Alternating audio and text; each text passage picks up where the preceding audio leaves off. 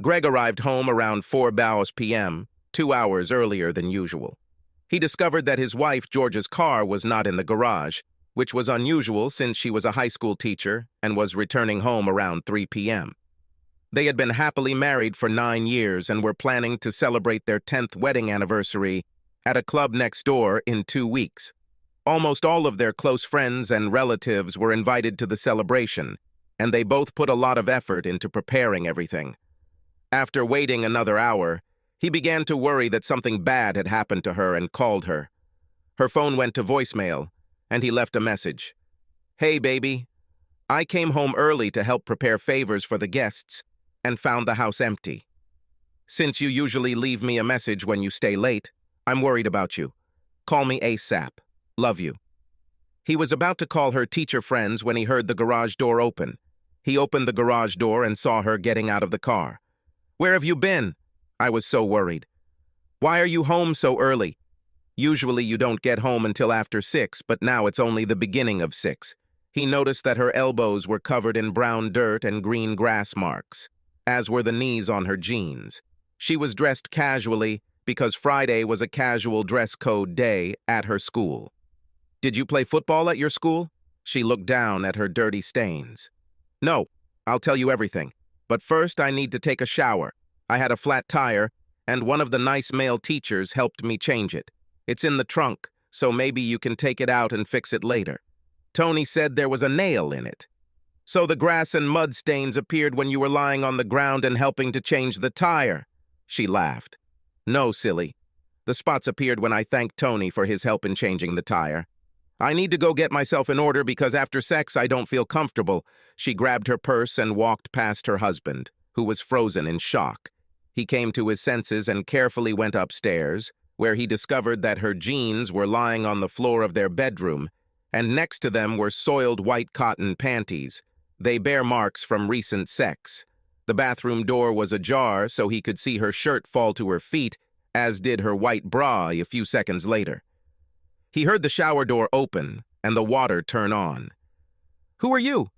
he asked, seeing her bare ass move under the hot water. He was again shocked to see large red handprints on her white buttocks. It was obvious that someone had spanked her. "How did these marks end up on your butt?" "It's me, your wife. Tony said I was a bad girl and spanked me. It hurt quite a bit. I liked it, so we'll have to try it next time we have sex." She giggled. "Damn, I can't believe this. How can you laugh and pretend that you didn't cheat on me? Have you lost your mind?" "I didn't cheat on you. It wasn't planned and just happened. There was no kissing, not even foreplay. It was just raw animal lust, and we couldn't control ourselves. He had you without any protection." "You must be crazy because not only can you get pregnant, but you can also contract sexually transmitted diseases." "I don't think so. He said he had never done this before and had only been with his wife, and he said he had a vasectomy. I thought you said it was spontaneous, without foreplay or conversation." "When did you talk about this?" "After it was all over," she said. "Well, he did it 2 or maybe 3 times." "What? And you still believe that you haven't committed adultery? You're just crazy. I wish you wouldn't use such words. You know I don't like them. And no, since this was not planned, I had no ill intent towards you or our marriage. You don't want to hear evil words from me, but you allowed another man to copulate with you." "Honey, I don't love him. When you and I do this, we make love. It was just physical lust satisfying our needs. I needed to reward him and he needed to please me." "Happened? What happened? Did he please you? Have you reached your peak?" "Oh, well, yes. It was exciting, feeling him do this to me for almost an hour. Of course, I peaked several times, so don't think we'll be doing it tonight. It hurts too much, and it actually feels like he stretched me out, so I probably won't even be able to feel you. There's no chance of that happening now that I'm completely pissed off. When you're done showering, you can start getting ready." "Wow. Are we going on a trip?" "Actually, 2 trips. You are going to your parents' house, and tomorrow I am going to a meeting with a lawyer."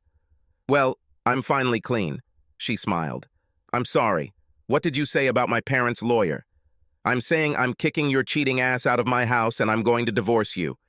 "Do you need help?" "But baby, it doesn't mean anything to me. I've done this before, and you never complained. What? Before, remember a few years ago when your friend Tom helped me paint the downstairs bathroom? I told you I was going to reward him. Reward him? I thought you baked him his favorite cookies? I baked it, but he wanted more, so I gave it to him. It wasn't planned and just happened, like today. And it didn't happen again. To him. To hell with him. Who else, Georgia? She could tell he was completely pissed off and things weren't going well. I think I need to stop talking because you're starting to lose your temper. I'll tell you about Bobby and Randy another time. My two brothers. You bitch is a liar. That's all. Get dressed. You have 10 minutes to gather your stuff and get out of my sight. Greg, you're being unreasonable. I never kissed any of them, and none of them ever saw my bare breasts. It was just rough animal sex. Ah! He shouted before he turned and ran out of the room. She sighed and went out to get dressed. I guess I'd better not tell him about Preacher John and the headmaster, Mr. Wilson. I heard it! They got divorced. Greg beat the crap out of his two brothers and never spoke to them again. Yes, his friend Tom's face collided with a baseball bat, and he lost an eye and 5 teeth. Poor old Mr. Wilson was found unconscious, drunk and naked on the floor in the middle of the gym. The preacher, well, he confessed to the parishioners and retired for a long time. Georgia, let's just say, is still handing out cookies and living with her parents.